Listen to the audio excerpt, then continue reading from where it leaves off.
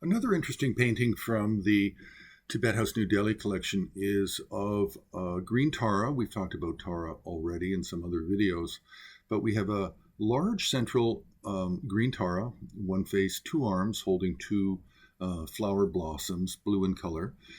And then surrounding her, we have seven other Taras that all look identical. Now, they're not identical. Actually, what they are is this is coming from what's known as what we've talked about, the number sets. You have to know uh, the Tara number sets. And this is Tara and the eight fears. The eight fears were common fears in ancient India, many of which can be still fears today. But there are eight fears which originally come out of the Dharani texts and the Tantras of Avalokiteshvara, where we have 8 and 16 and 32 major fears, which also can relate, as explained by Dudjom Rinpoche, the late great Dudjom Rinpoche passed away in the late 20th century. He mentioned also there can be outer, inner, and secret meanings to the eight fears as well. So they're not just physical harms, but they can also be mental harms and mental obscurations and afflictions, which prevent the path to, in Buddhism, prevent the path to enlightenment.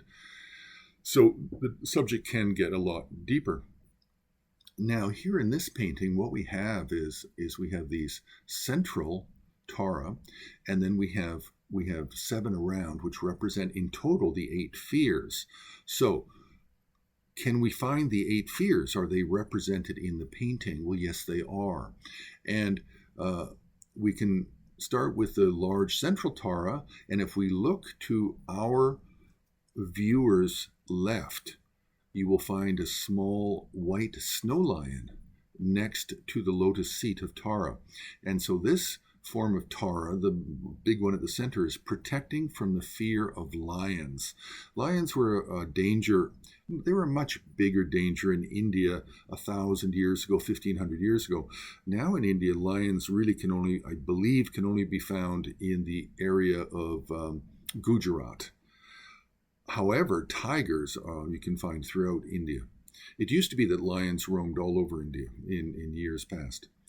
Now, then we go to the very top center of the composition, and this Tara is representing the protection from the fear of fire, and you'll find fire on the viewer's left, just below her leg, represented by flames. Then if we go to the viewer's top left, we see a small elephant where the head is coming into the composition, and the main body of the elephant is hidden by textile frame. Then we have on the top right, we have a Tara that protects from the fear of snakes, and we have a small snake.